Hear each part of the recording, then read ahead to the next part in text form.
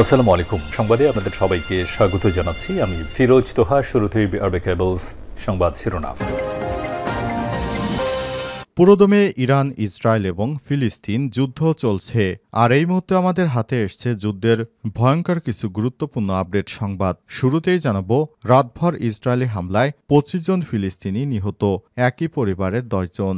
গাজার উত্তর ও দক্ষিণ আবাসিক বাড়ি লক্ষ্য করে ইসরায়েলি বিমান হামলায় আজ রাতভর 2 শিশু এবং 1 নারীসহ কমপক্ষে 25 জন নিহত হয়েছে। ওয়াফা নিউজ এজেন্সির বরাতে টিআরটি গ্লোবাল এই খবর জানিয়েছে।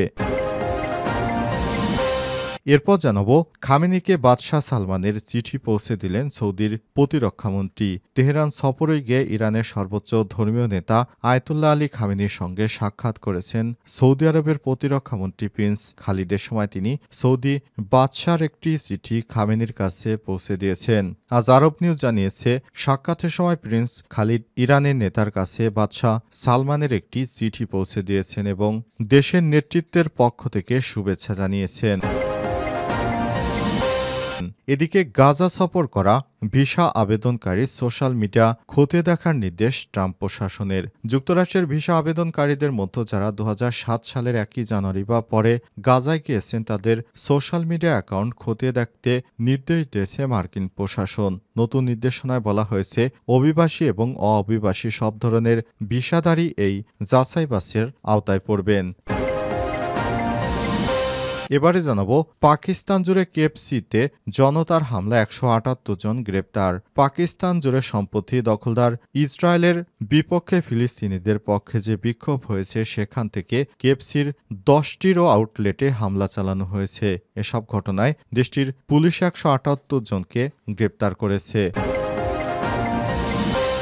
এবং সর্বশেষ জানাবো, ইউক্রেনের শান্তি প্রচেষ্টা থেকে সরে যাওয়ার হুঁশিয়ারি যুক্তরাষ্ট্রের। মার্কিন president Donald Trump Russia Ukraine শান্তি চুক্তিতে পৌঁছানোর স্পষ্ট লক্ষণ না পেলে কয়েকদিনের মধ্যেই মধ্যস্থতার চেষ্টা থেকে সরে আসবেন বলে জানিয়েছেন মার্কিন পররাষ্ট্রমন্ত্রী মার্ক রুবিও।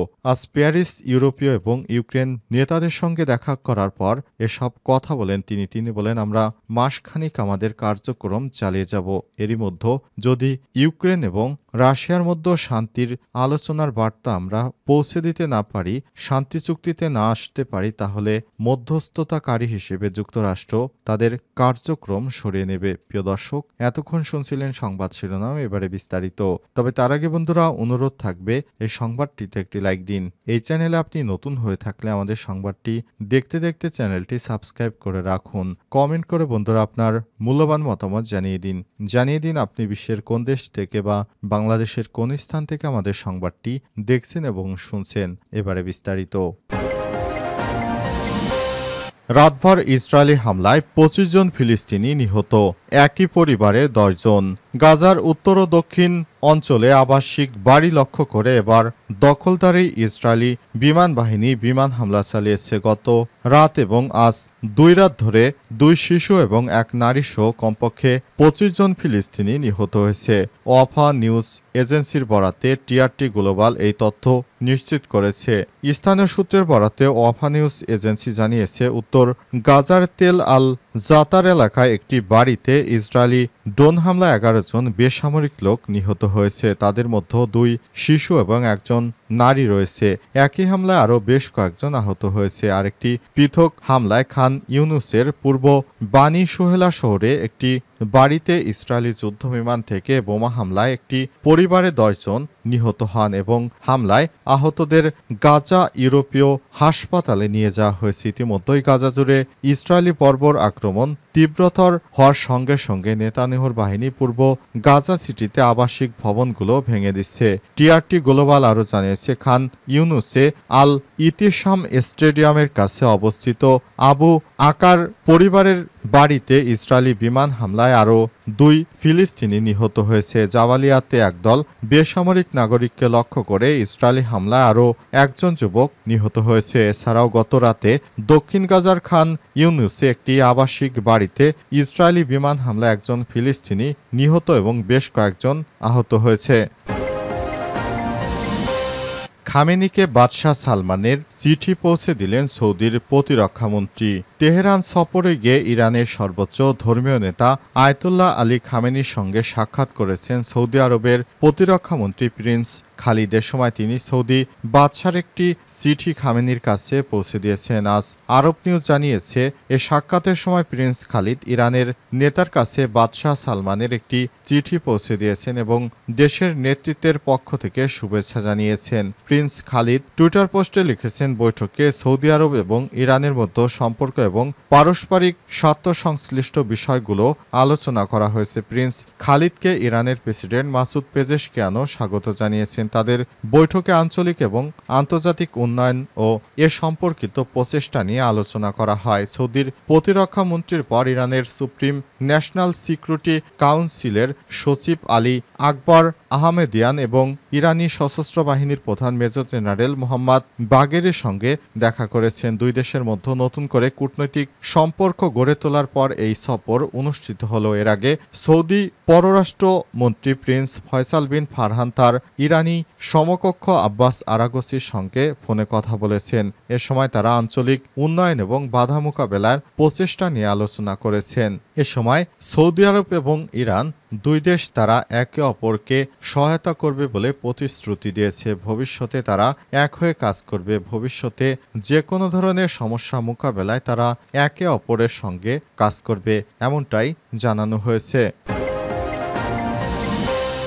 গাজা সফর করা ভিসা আবেদনকারী সোশ্যাল মিডিয়া খতিয়ে দেখার নির্দেশ ট্রাম্প প্রশাসনের।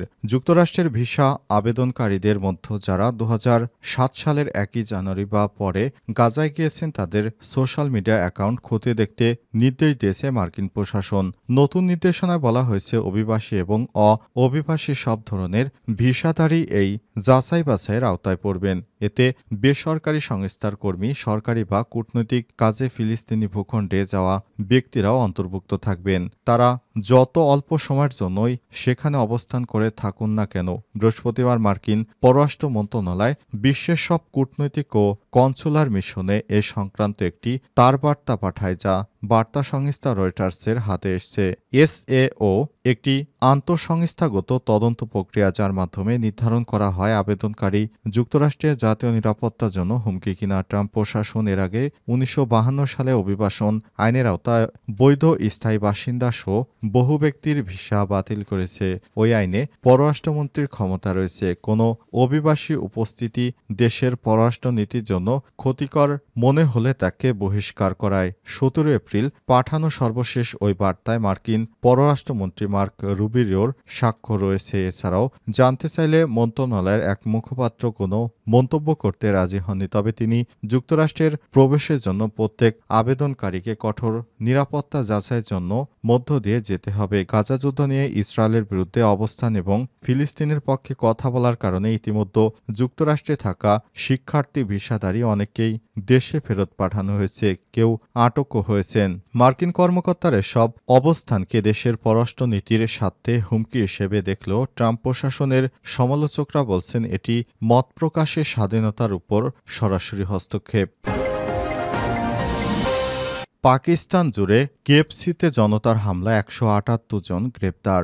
পাকিস্তান জুড়ে সম্প্রতি ফাস্টফুড চেইন কেএফসির 10টিরও বেশি হামলা চালিয়েছে জনতা। এসব ঘটনায় দেশজুড়ে পুলিশ 178 জনের বেশি লোককে গ্রেপ্তার করেছে। করাচি, লাহোর এবং ইসলামাবাদ সহ প্রধান প্রধান শহরগুলোর কর্তৃপক্ষ কমপক্ষে 11টি হামলার সত্যতা নিশ্চিত করেছে। কর্তৃপক্ষ জানায়, লাঠিসোঁটা নিয়ে সজ্জিত বিক্ষোভকারীরা কেএফসির আউটলেটগুলোতে হামলা চালায়। কেএফসি এবং এর মূল কোম্পানি ইয়াম ব্র্যান্ডস উভয়ের সদর দপ্তর মার্কিন যুক্তরাষ্ট্রে।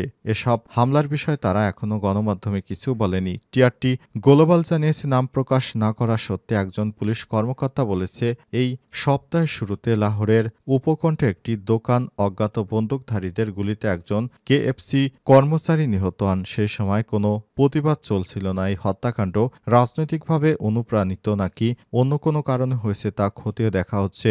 লাহোরের পুলিশ জানিয়েছে, দুটি হামলায় ঘটনা আরও 5টি হামলা প্রতিরোধের পর তারা শহরের 27টি কেএফসির আউটলেটে নিরাপত্তা জোরদার করেছে। লাহোরের পুলিশ এই সব ঘটনার কারণে অতিরিক্ত পুলিশ মোতায়েন করেছে। টিএলপির মুখপাত্র রেহান মহসিন খান বলেন, তারা ইসরায়েলি পণ্য বর্জনের জন্য মুসলিমদের আহ্বান জানিয়েছে, কিন্তু কেএফসির বাইরে প্রতিবাদের কোনো ডাক দেয়নি। যদি টিএলপি নেতা বা কর্মী বলে দাবি করার কোনো ব্যক্তি এই ধরনের কার্যকলাপে লিপ্ত হয়ে থাকেন, তবে এটি তাদের ব্যক্তিগত কর্মকাণ্ড হিসেবে দেখা উচিত এবং দলের নীতির সাথে এর কোনো সম্পর্ক নেই বলেও জানান তিনি।